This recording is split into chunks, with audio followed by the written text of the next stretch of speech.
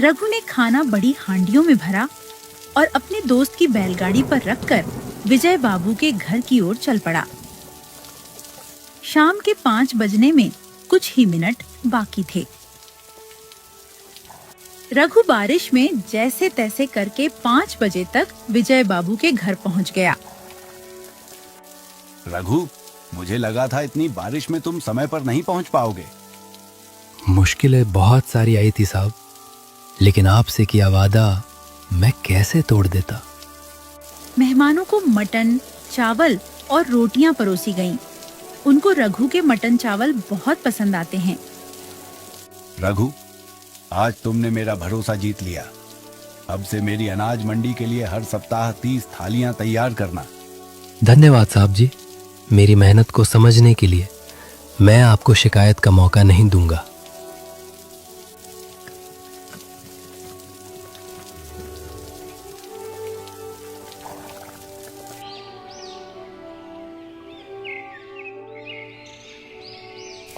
अगली सुबह रघु हरिया काका के घर पहुंचा।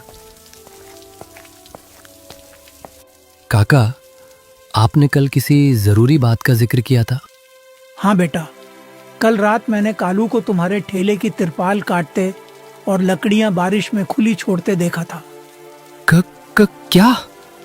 कालू भला ऐसा क्यों करेगा काका? इसका जवाब तो वही देगा। चलो मुखिया जी के पास चलते हैं। दोनों मुखिया जी के घर जाते हैं। मुखिया जी ने कालू और लालचंद को भी बुलवा लिया। कालू, क्या तुमने रघु की तिरपाल काटी थी? नहीं मुखिया जी, मैंने कुछ नहीं किया। मैं भला क्यों काटूंगा? झूठ क्यों बोल रहे हो? गांव के चौगान में मैंने तुम दोनों को परसों रात बहुत अच्छे से देखा था। हरिया काका की बात सुनकर कालू घबरा जाता है। सच सच बता कालू, वरना सजा और बढ़ जाएगी। मुझे माफ कर दीजिए। तिरपाल मैंने ही काटी थी, लेकिन लालचंद मालिक ने मुझे पैसे देकर भेजा था। नहीं मुखिया जी, यह कलुआ झूठ बोल रहा है। अपनी गलती छिपाने के लिए उल्टा मुझे फंसा रहा है। नहीं मालिक, अब मैं और झूठ नहीं बोलूंगा। आपने ही कहा था कि लकड़ियां भीग जाएंगी तो रघु ऑर्डर पूरा नहीं कर पाएगा। लालचंद, तुमने जलन में रघु का ऑर्डर बिगाड़ने की कोशिश की। अब उसका नुकसान भरोगे।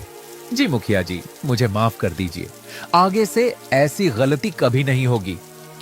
लालचंद का सिर शर्म से झुक जाता है। रघु भाई, मुझे माफ कर दो। मुझसे बहुत बड़ी गलती हो गई। माफ कर दूंगा लालचंद भाई, लेकिन आगे से अपनी दुकान मेहनत से चलाना, किसी दूसरे का नुकसान करके नहीं।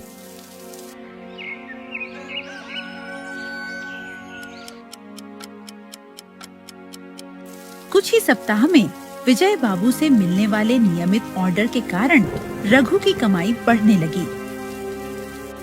उसने चौराहे पर एक छोटी सी दुकान बनवाई और ग्राहकों के बैठने के लिए 2 बेंच लगवा दी। दुकान के सामने नया बोर्ड लगाया, रघु मिनी हांडी मटन। जिस बारिश ने कभी रघु की रोजी रोक दी थी, उसी बारिश ने उसकी मेहनत और ईमानदारी को सबके सामने ला दिया। आखिरकार उसकी मेहनत रंग लाई और उसकी किस्मत बदल गई।